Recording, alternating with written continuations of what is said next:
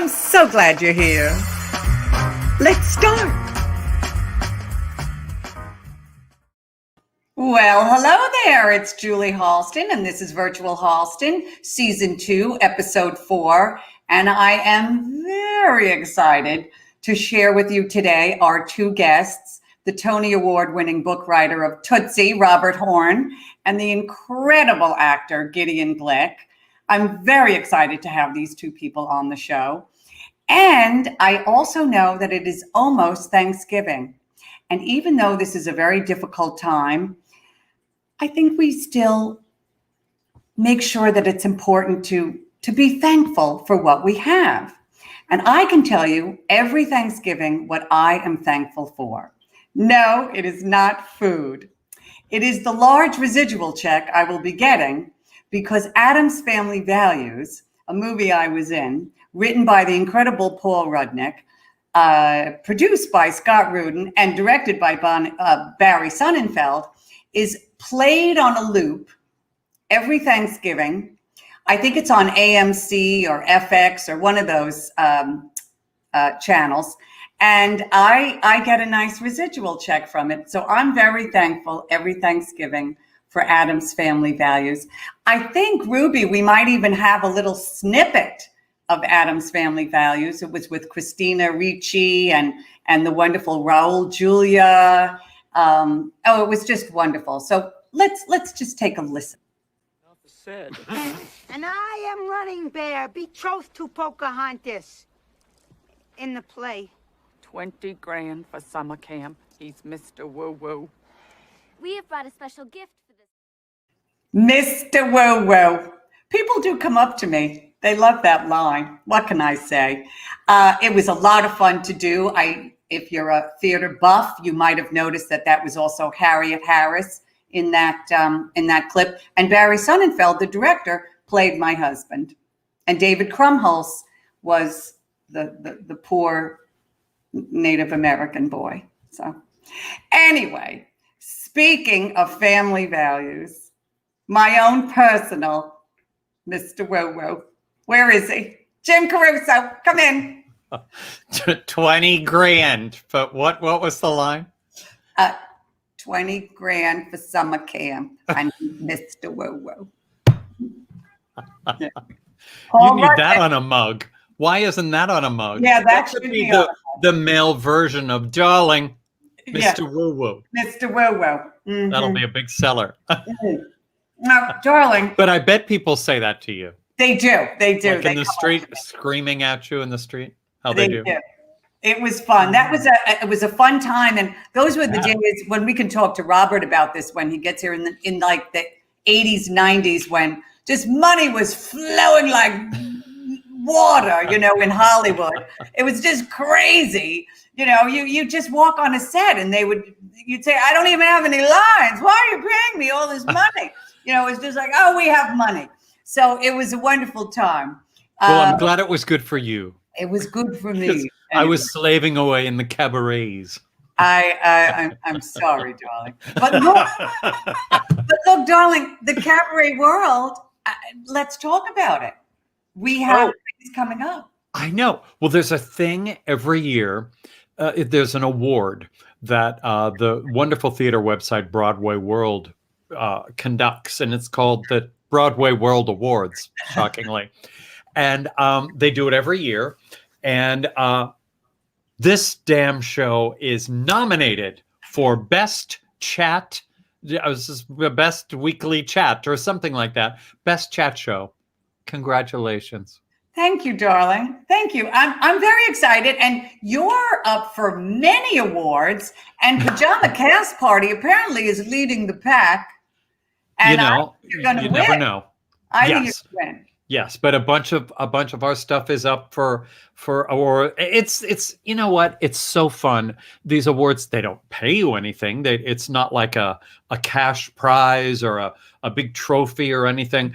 But at this time in the universe, it's just so lovely to wake up and be like, oh, somebody thought what we do is is worthwhile and is being recognized. So isn't that nice? Isn't that nice? Voted for Julie and Jim and Billy every category. Thank you, Libby. Libby Whittemore is on Pajama Cast Party this coming Monday. Oh, that's great. Oh, I gotta watch. Oh, Thank she you, Calvin. she sings so great. But you know, whenever there's an award, Yeah. I know I'm gonna lose because I'm a loser. No. I've lost every award, well, except for the Max. I have a number of Max. But every time I'm up for an award, drama desk, drama lead, blah, blah, blah, outer critic circle, I will lose. But I've lost to the best of them. I've lost to Betty Buckley, Linda Lavin, Edie Falco, Eileen Atkins, but I lose. I'm a loser. Julie, this might be your year. I don't think so. I doubt it. Now, Yes. our darling tech director, Ruby Lochnar, the monster that you have created, she's also up for some awards. Can we bring her in, She Ruby? is. Oh, Ruby. Ruby. Oh, Jim. Oh, Julie. There she is. Ruby, aren't you up for some awards? What are you up for? I think so.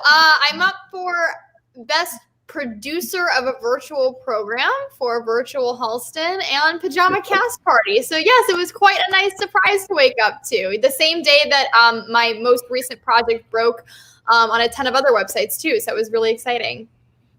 I'm so happy. Congratulations. Thank So you. happy for Ruby, Jim. Yeah, I know. Thrilled for her. Yeah.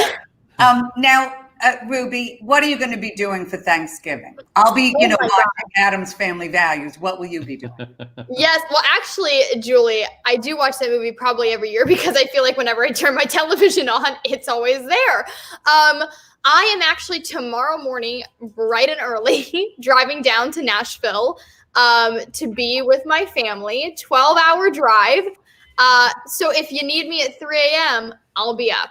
But it'll be great. I'm spending a week there. It's going to be my first Thanksgiving with my family in 4 years. So I'm really excited. Are you gonna cook? Victoria. I am going to cook. Yes, I am going to cook. My dad, my sister, and I are going to do a full Thanksgiving spread. But actually, the three of us are not turkey people. We've never been into turkey for some reason. So my dad bought a ton of beef tenderloins, and we're going to cook those. Oh, Perfect. that's nice. I like beef tenderloin. That's Me nice. too. Yeah. Oh, that's great. Julie, should we rent a car and go down? Jim, I would love it. Did you hear an invitation? I'm not sure I heard an invitation, but You know what? There's room in the car. So as long as you're ready to get up at 3 a.m. with who me. wouldn't want us? Who wouldn't want us? You know what? We really would. We'd be fun. We'd be fun. And I haven't met your dad. I know your mom, but I don't know your dad. So it would be. Now, where's Ava, your sister, going to be? No, she's still in Nashville because her college up here in New York is closed for the time being due to the pandemic. So she's been in Nashville for the last 8 months. Wow. Oh, Wow. you're going to have so much fun. Yeah, I'm so excited. And you're going to cook what, Ruby? I don't know. I don't know what I'm going to be in charge of yet. I do think I'm going to be in charge of part of the dessert because I make really good almond cookies, which I feel are very holiday-esque. I only eat them during the holiday season, but I'll probably end up doing like the green bean casserole or maybe the mashed potatoes. I don't know. I'll do whatever they give me. Well, Jim, she's young and gorgeous. Now she's a nominee and she's a domestic goddess. Bye, Ruby. Bye! You created a monster. She's going to win all these awards and then she's just going to walk out on us. And it'll be you and me with 2 tin cans and some string trying to do this show. It is so pathetic. Can anybody hear us? Exactly. Please, how do I get my Yeti on? the screws on my Yeti are too tight. Remember that? That was one of my favorite Julie Halston quotes. There's a t-shirt. So Julie, I know I saw something on the news and I wanted to bring it up to you only because I just have to get your take on this. Rudy Giuliani. Oh. What? Oh my God. Oh my God. What Oh. the hell Oh my God. is happening? Oh, it was like we were watching Caligula, but as done with Monty Python people. Do you know what I mean? Yeah. But now, my friend, my wonderful Bill Sheff, the wonderful comedy writer, said that the only lawsuit Rudy Giuliani should be bringing is to the creator of Grecian Formula, which is kind of true. And wait, didn't your friend Benj Pasek of the brilliant writing team Pasek and Paul posted the picture and said something like, continuing the losing streak.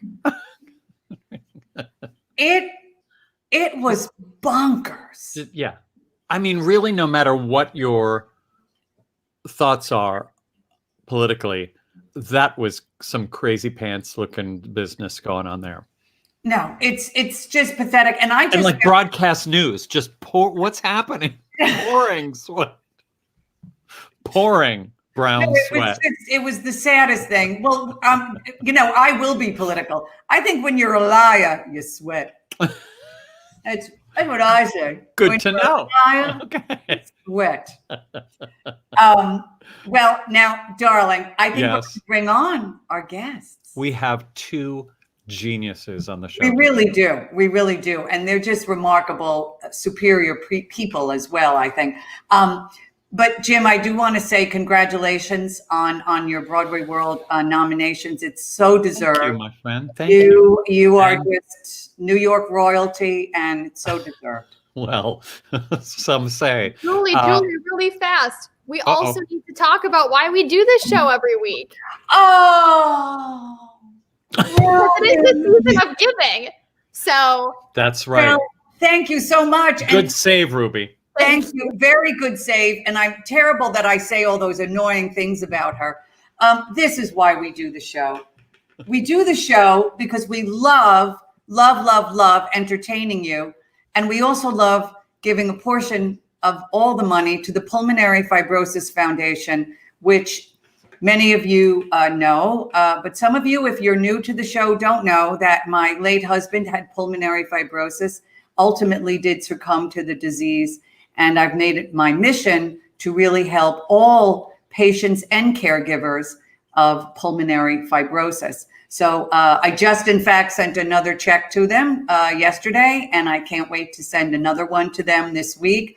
But we also want to keep you laughing. We're in the most crazy time of all time, and we need to keep you entertained and laughing. And that's why we do this, right, Jim? And yes, but let me say, because I know you won't, but Julie has raised literally millions of dollars for this organization between what we do here and the huge extravaganzas she produces and hosts every year called Broadway Belts.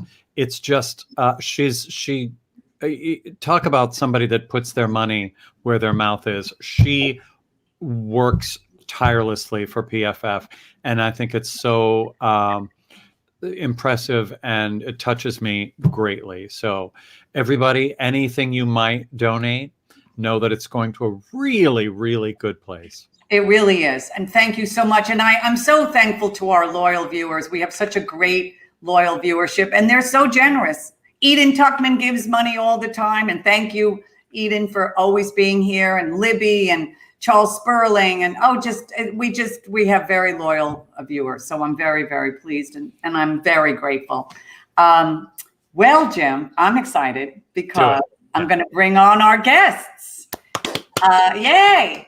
Well, many of you saw Tootsie, the musical, and it was really a life-changing event for me. The book writer to Tootsie received a Tony Award, and it was much deserved. It was the funniest book of a musical, I think, in decades and decades, and everyone said so. And it's somebody that I've personally gotten to know and really fell in love with. He kind of changed my life. So welcome, please, Tony Award winner, Robert Horn. Julie Halston. Horn, baby. Julie Halston. Jules and Jim. Jules A little and Broadway too far right here. That's right, honey. Jules and Jim. So Robert, I feel like I know you, but I was doing some research on you. And of course I thought, I really don't know a lot about him. For one thing, I didn't know you went to NYU. Did. And you did. I didn't know that you went to Circle in the Square theater school. Did for a short amount of time. And my classmate was Donna Murphy, who we're still friends. Yes. Andrew McCarthy, remember that, the actor Andrew McCarthy, and a bunch of others. Yeah, I did. I actually actor? Were you an actor? Well, no. I mean, yes, but what happened was I was living in the city and I really wanted to go to NYU, and I had no skill. But I wrote myself 2 monologues to audition with for the theater department, and I got a scholarship. I got in. My acting was horrific, but I wrote some good. The monologues were good, and I kind of BS'd my way in. And I lasted for about 2 or 3 years.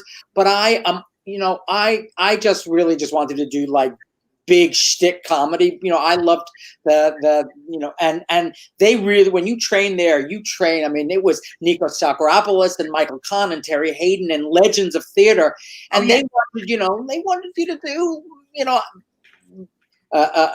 Shaw and Strindberg, and I was doing scenes from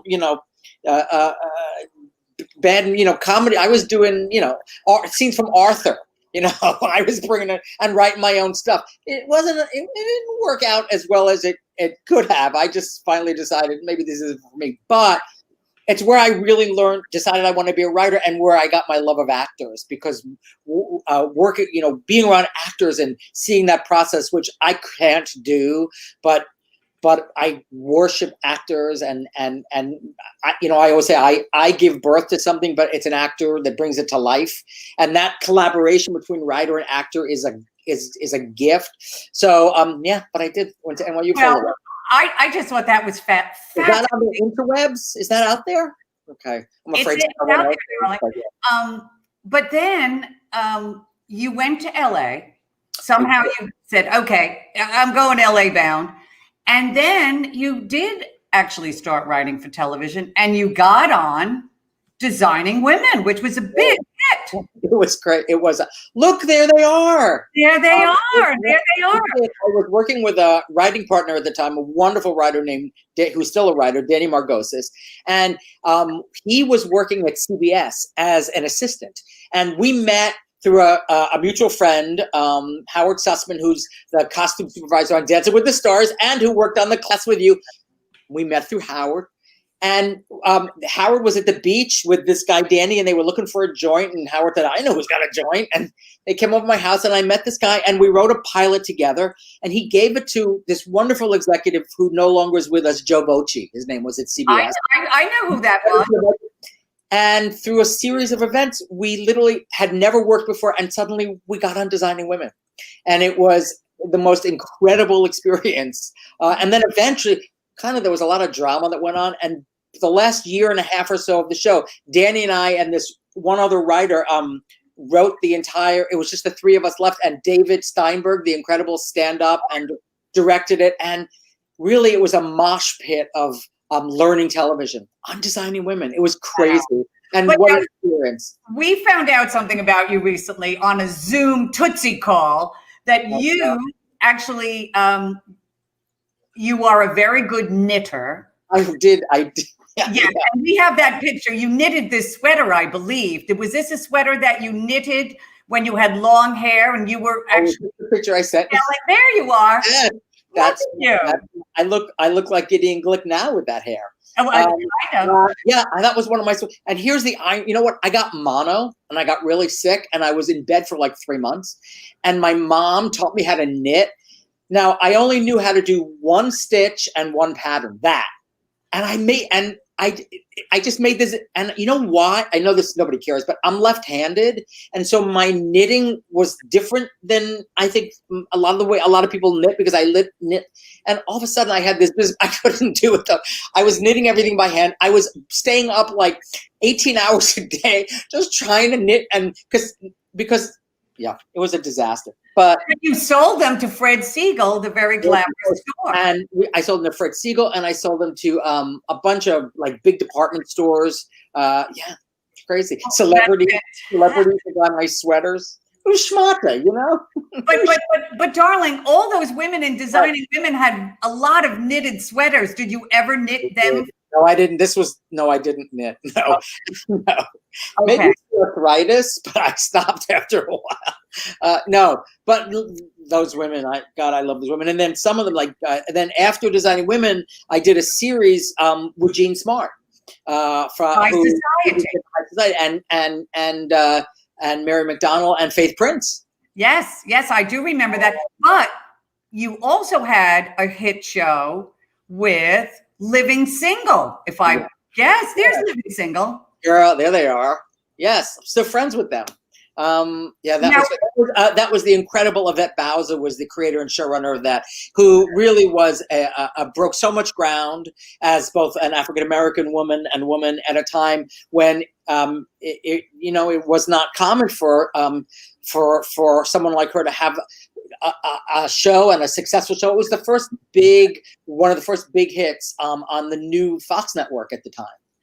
And also the fact that nowadays, I mean, it might not happen now because like a show like that, clearly you would want to have women writers, African American writers. A very diverse writing staff.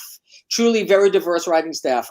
Roger Schulman and Yvette Lee Bowser was showing, and it was really diverse. It was all ethnicities and colors and genders and fantastic. So that was ahead of its time. It was ahead of its time, but she insisted on that. She wanted all voices in the room. That is fantastic. And that's where I honed my comedy. I honed my comedy from my grandfather, who from the Mel Brooks and Woody Allen and Murray Siskel and the old school Imogen Coca and Jackie Gleason. That before my time, but I grew up on all those folks, and then but you're talking about television in the 90s. It was crazy. They would just throw money at you for doing it. Was crazy. Doesn't exist like that anymore. No. I try to tell people there's two periods of my life: growing up in New York in the 70s and LA television in the 90s. Both will never be repeated. No. I have scars from both in areas I can't show you. Yes. I think I want to be Robert Horn. Everyone wants to be Robert Horn. Yeah. And before we bring Gideon on, I just want to say this, just to let people know. I was brought into Tootsie, I guess maybe the third round of workshop, and I didn't know who you were. You sat in a corner. No one introduced me to you. I didn't know who you were. I knew Scott Ellis, of course. I knew Santino. I didn't know a lot of the people. I came in, and every time Rita Marshall had a line, I saw you laughing. And I thought, who is that? I'm going to finish this story because you can't say it about yourself, but this is God's honest truth. And I was really struggling with that role and what it was and where it fit in. And you came in, it was a table read, and you did that. And after you left, I just walked up to Scott Ellis and I said, I don't care. I must write for that woman. You must hire that woman. And we really did. And this isn't a Tootsie Fest, but as you know, that role, as well as a lot of the roles in the show, were created with the actors. But you were my muse and are still my muse. You're everybody's muse. But you're the legendary Julie Halston. But you, I knew who you were before this, obviously, from your Charles days and all that. But it was the most amazing thing to sit there, and a part that I had been struggling with so hard. Because she didn't really have a song, so what Yazbek and I, it was on me more than Yazbek and I. And you came in, and I knew what it was in that moment. You owned it. You made it so unique, and till the night we closed, you stole that show every night. Audiences loved you. Bless you. It really did change my life. It really did. I remember after that workshop, that afternoon, I walked home, and I basically cried all the way home because I knew I was going to be in that show, and it changed my life again. So anyway, thank you. Deservedly so. Bring Gideon Glick on because we should Be I all love Gideon. together. I love Gideon Glick. Well, I first became aware of him during Spring Awakening, but he's done so many interesting parts. People might know him from Significant Other, To Kill a Mockingbird, Devious Maids, The Detour. He does TV. He does a Little film. Shop of Horrors. Yeah, exactly. I mean, he really can do it all. So let's bring him on. Please welcome the incredible Gideon Glick. There you are. Hi. Hi guys. Darling, Gideon I Glick. have a question first for you because I believe your husband is a physician. Yes, he is a hospitalist at Memorial Sloan Kettering. Exactly. And that's a really kind of scary place right now. So I want to first find out how he's doing and how you're doing and how you're doing through this whole terrible situation with the pandemic. He's doing all right. He's right now, so he does shift work. So sometimes he will not be working for a long period of time, and then he'll have like a big row of days. So right now he's doing a 9-day shift. He's working on a COVID floor. So all his patients have cancer and COVID. So it's macabre, but he's used to the job. So I would say in the beginning of the pandemic, when we didn't really know as much about the virus, we didn't know how it was transmitted as well. There was a lack of PPE at hospitals. That was quite scary. So we separated for a couple of weeks. There was somebody who had an empty apartment in our building, luckily enough. So I stayed there for a couple of weeks. And then when Perry realized, okay, I think it's safe, the hospital's got it under control, I came back down. Those were the darkest days, and that was a long time ago. But Of course. I think we have a picture from your wedding. There you are. No, that's not our wedding. Oh, it's not your wedding? What is that? That was I think it was a Tony event. Because Okay. the wedding was close to that time period. Well, you both look very good. Well, thank you. Yes, you both look very good. Now, darling, Yes. it is known that you were born deaf in your right ear, is it? Yeah. Wait, Julie, also just to be fair, can we my handsome husband? Oh, yes, of course. Of course. Oh, you gays. Oh, gays.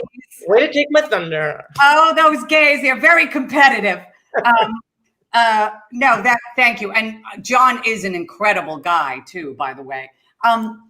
But tell me, how do you have to compensate for that? Or is it, what is that like? Because I have friends who are actually losing their hearing and whatnot, and they do have to compensate a bit for things. Yeah. So I was born with one ear. So my right ear is completely constructed. It's made out of my rib.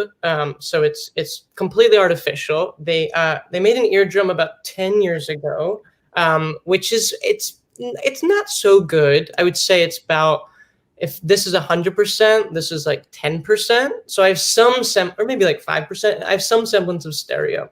But I can't talk on the phone with it, and I don't really use it. So I'm typically going like this so I can hear the people next to me. I always have to be on the right side. I'm always right. I have to tell everybody that.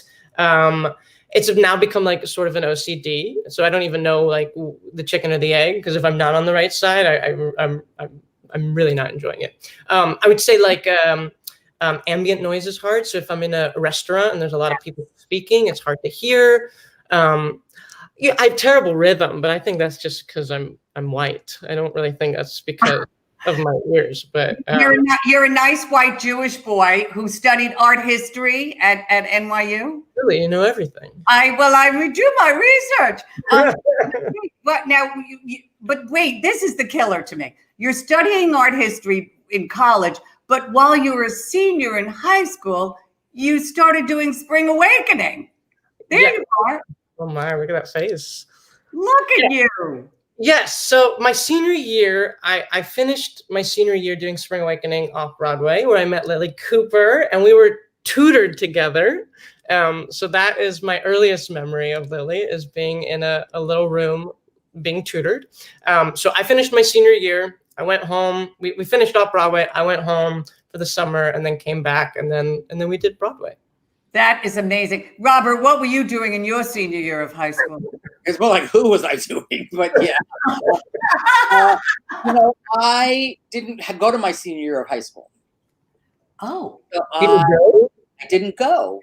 I sort of just decided I was done with school. And then ended up getting sort of what is I don't know how to control it. Like an equivalency. I never really, school was not my thing. Not okay, all right. Well, but, I think you've done well. Can I go back for 1 second? Because when Gideon and I go to dinner, he'll always say, "Come sit on my left," and I just realized. That's why. Oh, I realized why. My husband still hasn't figured it out. Now you know why. By the way, if you're enjoying this conversation, please feel free to give to PayPal or Venmo. We are accepting tips. We have to pay for the platform. I don't have to pay for my lashes anymore because, Ardell is now sponsoring my lashes. What? Yes. Ardell has literally sent me a year's supply of Wispies, and I do not have to buy eyelashes for a year. Puzzle top, Julie. Yes. You're going to be ordering in. Just like suddenly pay dirt. Honey, this virtual world, who ever thought? It was Jim Caruso who kept saying, we have to do this, we have to do this. I was sitting on my couch drinking wine going, I want to just go to sleep for like 4 months. And he was like, no, you have to do this. So that's why we ended up doing it. But anyway. It's fantastic. For Gideon and Robert. So Gideon. Yes. You've done the comedies. You did like Significant Other with, of course, John Bellman. And there's John Bellman. The great John Bellman. The great John Bellman, who's now a dad. I know. Cass Goldberg and who else was in that? They were all there. Is that Rebecca? Yeah. That's Rebecca Naomi Jones, Luke Smith. We had Barbara Barry, Lindsay Mendez. Very well.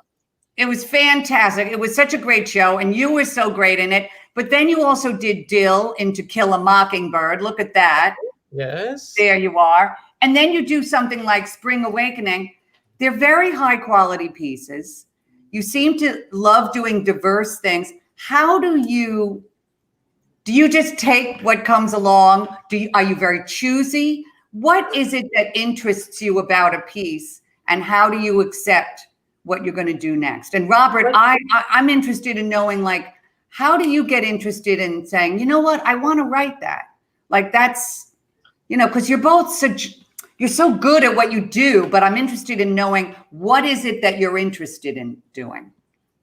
I think it always depends on like where you're at. So Little Shop, granted, I always wanted to do Little Shop since I was a kid, but I just finished a year of doing To Kill a Mockingbird, and I hadn't done a musical in close to a decade, and I wanted to do it again. But there was a long period of time where I didn't want to do a musical. So it's all about what you're interested in. I get bored really quickly. And so after doing a year of a play, I really, really wanted to do something different. And so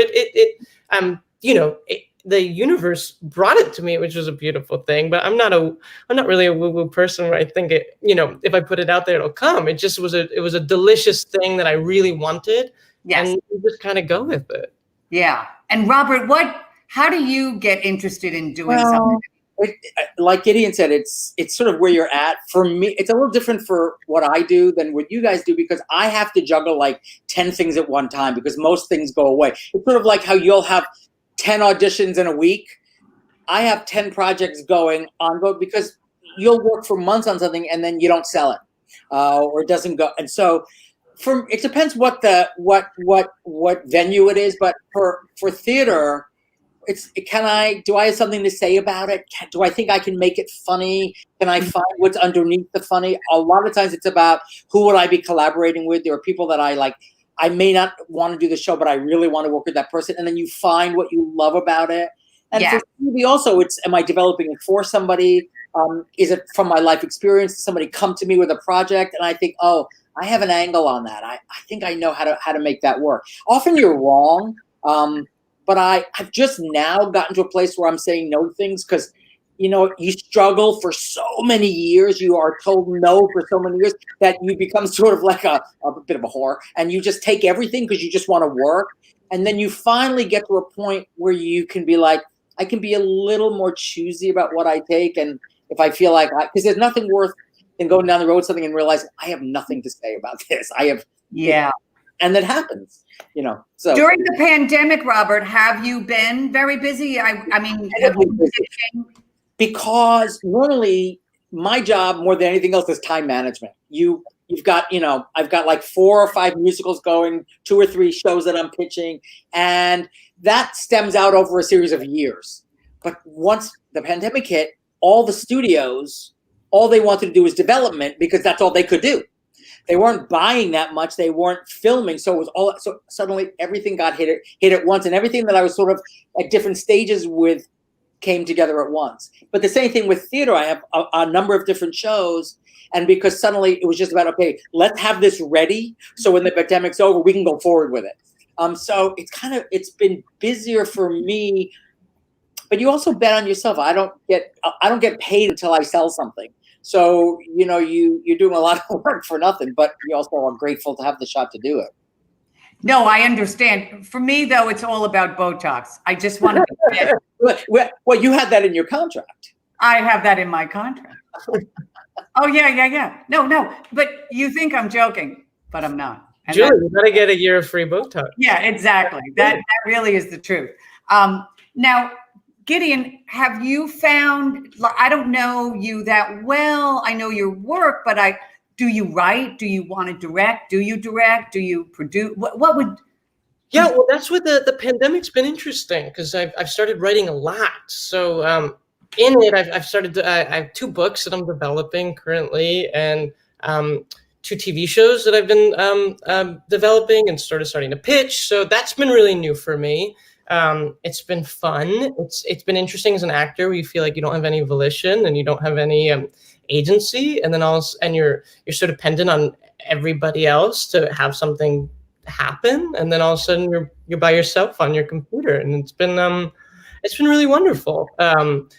I miss acting a lot, though, I will say. There were periods of time during the pandemic where I was like, I'm a writer now. Goodbye, acting. Like, I don't need that. But now, there are a lot of times where I think I would so rather be an actor. Now it's a good. I'm balancing the two, where I'd like to do both. Yeah, and the fact that you can. Let me also say, I went to see Significant Other. I didn't really know Gideon before that. And I went to see Significant Other earlier in the run. And I was so, I got to talk about you, Julie. I was so blown away by Gideon, by his performance, by his comedy, by the subtlety and the layers of what he did. And he was on stage for almost the entire show. And he has this incredible monologue in it that. And I said to a mutual friend that we had, I got to know that guy. There's this crop of young actors out there that just inspires me so much, and that, you know, you want to write for. And so Gideon and we met through a mutual friend, I guess, right? Was it Kevin Cahoon, or who introduced us ultimately? It could have just been, was it just this season? I don't remember. It was like 2 years ago. And and his work is so spectacular. It's really, and with each show you find new things. It's like you, Julie, you know, your comedy is so deep. And yet it's old school. You know what I mean? You're in the old tradition of comedy. And yet I've seen you do stuff where you just elicit tears. And you're like, wait, that's Julie Halston doing that? But it's true. Thank you. You're both people that I would drop anything to see what you've done and what you do. It's an honor to be with you on this screen. Well, this is just so incredible. I'm getting a little verklempt. But now wait, Robert, you had, when I was working with Robert, I was like, you know, I looked at him as like the Larry Gelbart of our time, you know, because that's the tradition he's coming from. But then I find out, like, oh, wait a minute. He had this huge hit film, Teen Beach Movie, And wait, I think we have posters for it. Do And you? wait, I mean, what happened? You know what? I'll tell you the story very quick. Yeah, that's me in the front. I was blonde. Okay, what the hell? You know what? I had written a musical called 13, which we're now doing as a film for Netflix with Jace Robert Brown. And it was not. It was the first musical to have all kids and an all teen band. But what happened? And it was not a kids musical. I mean, it was a musical that kids enjoyed, but it had very dark themes and very realistic themes to it. But suddenly after, and I'd been kicking around for years, and suddenly after that, people would come to me to do kids stuff, and I was like, have you seen my stuff? I don't do kids stuff. But at that time, musicals were not in fashion, especially in LA.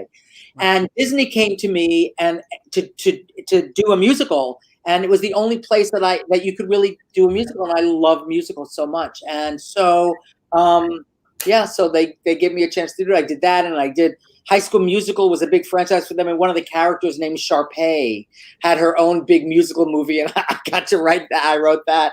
But I got to tell you, it was really fun. It was really wonderful, because what Disney does beautifully is they allow you to play to both the kids and the adults. So I could do my humor, which kids don't get, but the adults could chuckle at. It was a really fun experience doing that, yeah. I remember being the hostess. You know how when the new musicals need to sell it to America, you do those things like Broadway, all those kind of things. I used to do that for 5 years in a row. And I'll never forget, I was helping wrangle all the Billy Elliots along with Tim Federle, who is now the most successful sort of like showrunner, because he and I did Gypsy together. He was a farm boy and I was a stripper. And I was wrangling the Billy Elliots with him like backstage. And then at one point I did bring on this adorable little girl with the big voice. I felt like I was the Ed Sullivan, of the time. It was Ariana Grande. Who knew? Who knew? Well, you know what? She knew. And her mom did. But let me tell you something.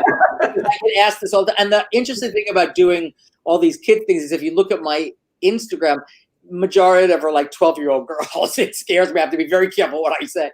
But Ariana Grande, I'm going to say, because people write a lot of stuff, is the most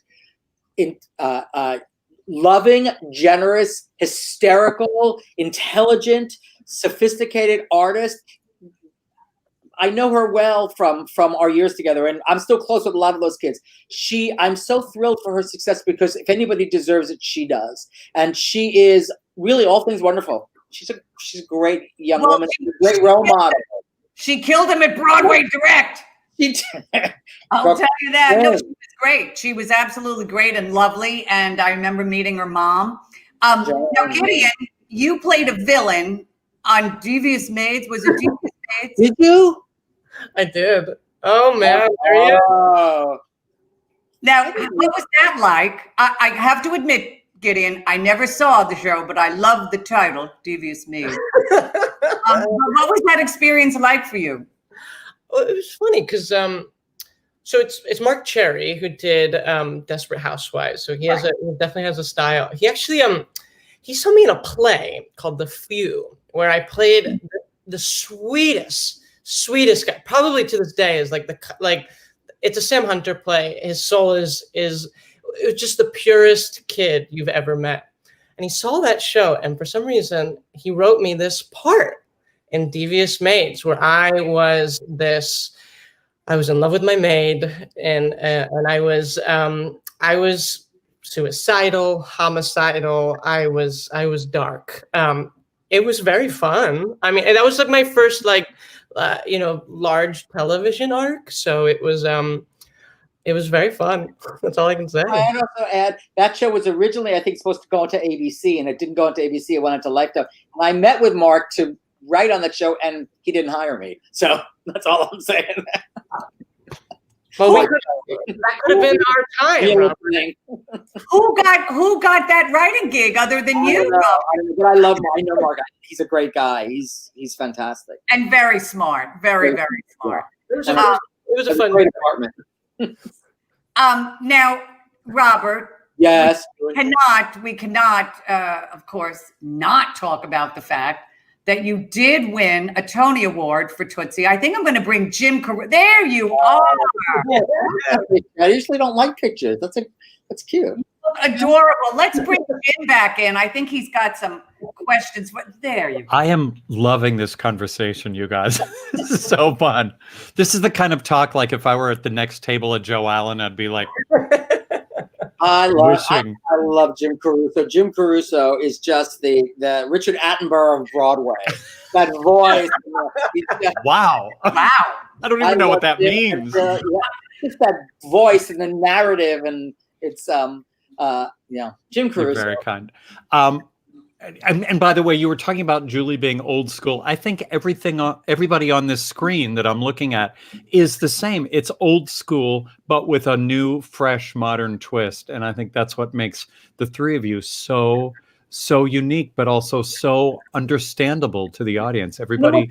What's sort of sad to me, I'll go on a little short tangent, is that I don't think schools train young actors to do the kind of comedy that we do, which is really grounded in pathos, and it's great, but can go bigger and can really captivate an audience. I think a lot of comedy these days is just conversational. There's Julie, you are the goddess of that, and there are Gideon and Leslie Margarita and Annalee Ashford and Taylor Trench and this young group of actors that can do that kind of comedy. It's not taught a lot. And when you sit in auditions and watch actors and actors, not gender, but come in and not understand where the comedy is, and it's sad. I wish that it was taught more in schools and respected a little more. That is something that when I do teach, and I don't teach very often, is I love to teach theater styles, and it's really, really important. One of the things I love doing is, Kaufman and Hart, because that's a very specific rhythm. And I've done a lot of Kaufman and Hart, and you really learn how to talk fast. Very, very important, quite frankly, because it's all about rhythm. And I remember meeting Anne Kaufman Schneider, who is George Kaufman's daughter. The first time she ever met me, she said, "Oh, you can do my dad's work. He would have liked you. He would have fucked you too." And I was like, wow, what an introduction to George Kaufman's daughter. And we've remained friends ever since. But I love it. He would have liked you, and he would have fucked you too. And I thought, wow. And you know what? I went home walking on clouds that night. You know what I mean? Why not? So and you fucked George Kaufman, so right. Next night. But didn't you want to ask Jim about? No, I want to. One of my favorite moments from the Tonys in 2019 was when you won. Your speech was so heartfelt, but so funny. Did you work on that forever? Or was it just off the top of your head? Tell me about that speech. Well, okay, I'll be honest with you. You never know which way it's going to go. I got very lucky leading up to it. There were, there's a series of awards that throughout the season, the Drama Desk, the Outer Critics, the New York Drama Critics, and I got a little practice leading up to that, and I would add a joke each time for each little speech. So by the time I knew that I needed to be funny because jokes is jobs. And so I was like, okay, whatever you do, you got to get a couple of laughs, because if you win, you got to. And so I sort of kind of knew I had a couple, but some of it was just then I was like, I don't know how you all do it, because I'm not a stand in front of an audience guy. I'm a behind the scenes guy. And that feeling, and at Radio City, to stand in front of whatever it is, 5,000, 6,000, 8,000 people. And when you make a joke and then you get a laugh, it's a physical sensation. Or like punched in the gut. You're like, what? Oh, yeah, I get why you want to do that. But thank you. Yeah, I had an idea, and I had a couple of jokes in my pocket. So the line of every action is met by my equal and opposite overreaction.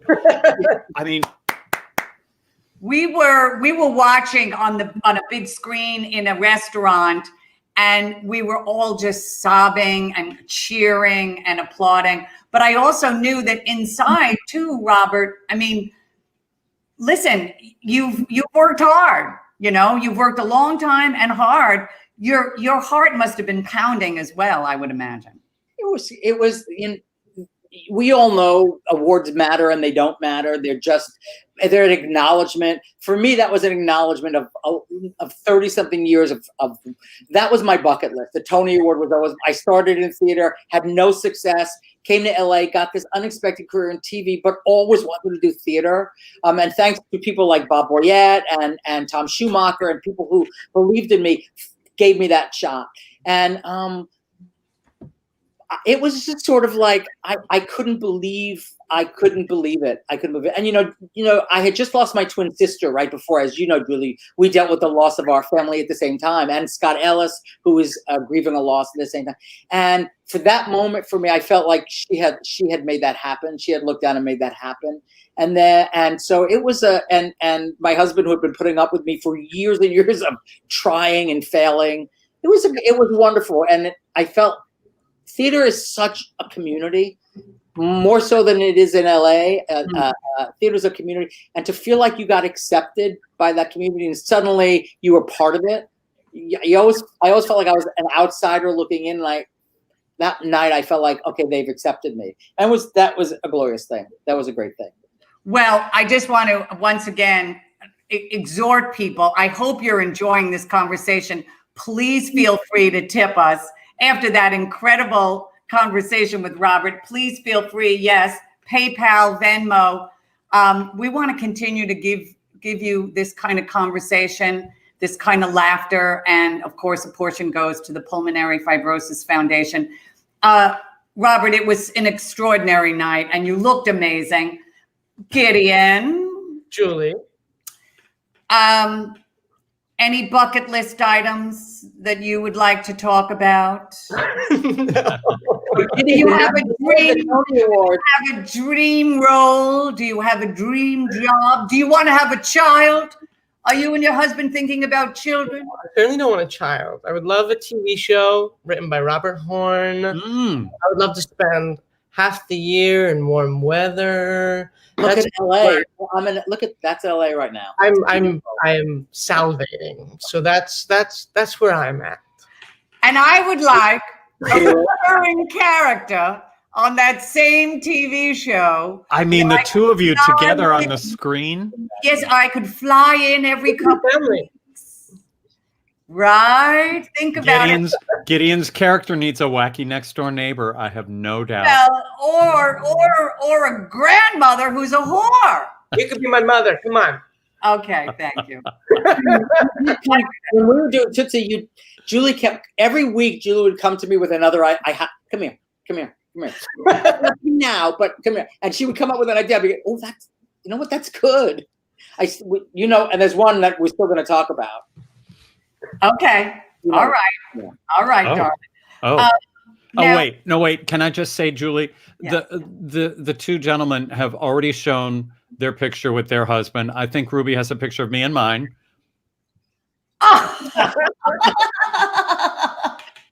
Jim, you look good in red. Thank you. My husband, Donnie, been together for years. You actually do love Donnie. Yeah. Yeah. Yeah. Did you see the Vegas show? I mean, stupid question, I guess. Huh? Yeah. Like many times. It was an embarrassing amount of times. And yet great, right? Exactly. You know what? It's you go to them and you're like, oh, really? And then you're like, I love that song. My husband first started in LA was Barry Manilow's tour manager. And yeah, right. And John, wait, you were?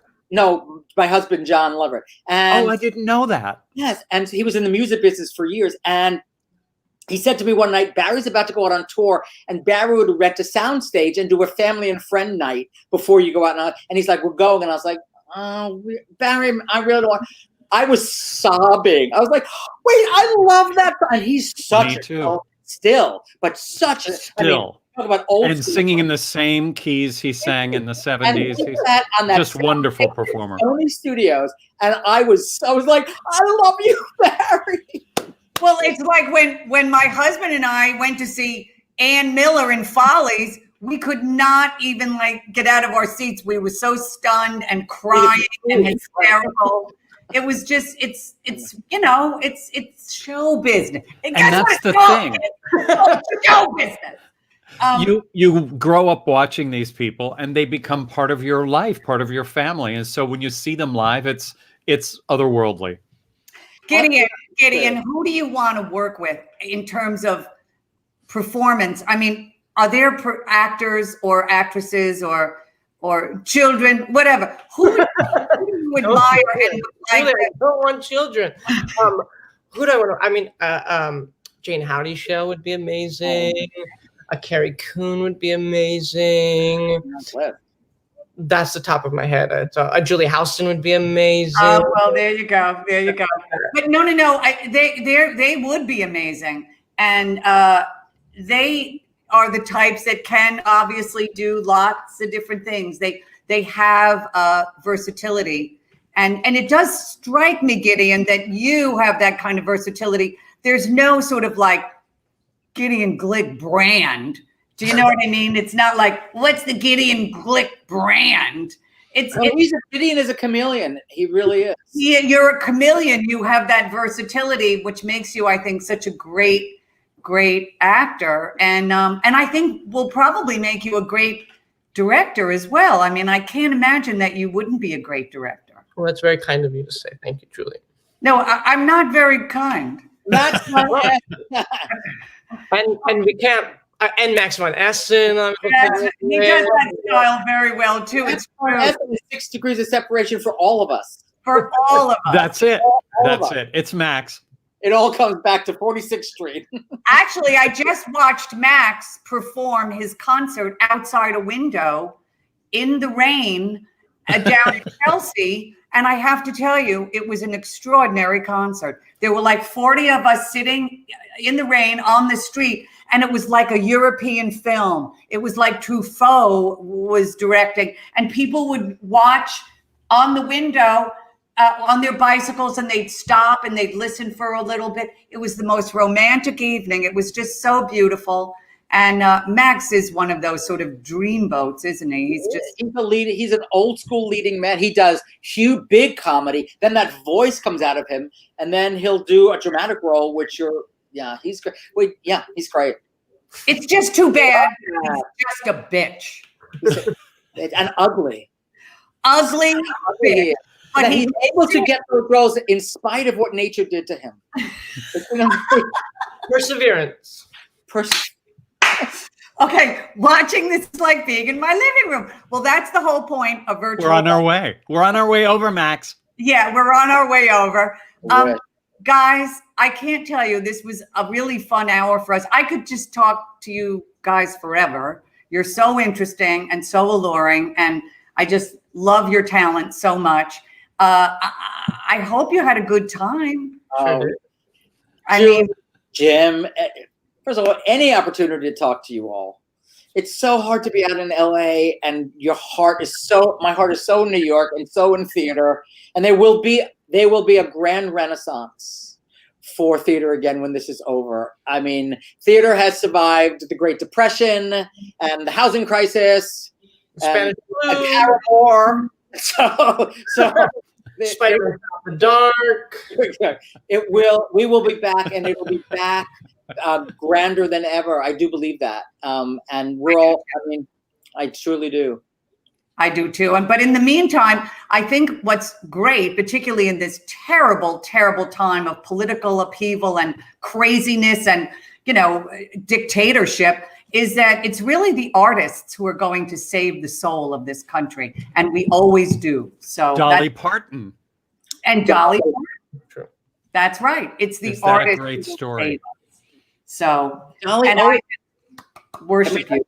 I think you could look at the last 50 years of our culture, and in some way, Dolly Parton saved everything. Somehow, some way, it always comes back to Dolly. You guys It's all, really true.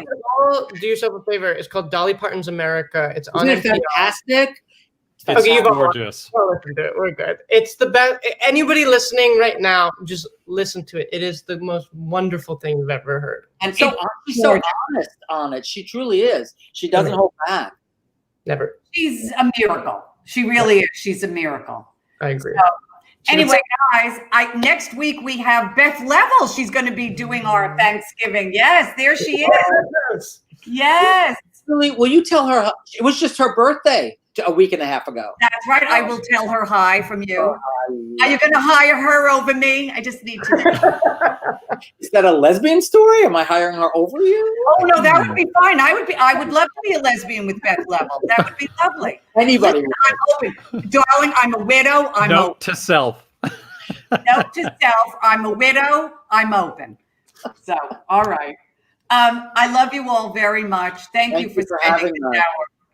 Right, And Gideon, say hello to your wonderful husband. He's doing incredible work. I will. He just got home, actually. So Oh. Thank you, Perry. Give him our best. I will, Thank you, Perry. will do so. Thanks for having me. What guys. more is there to say?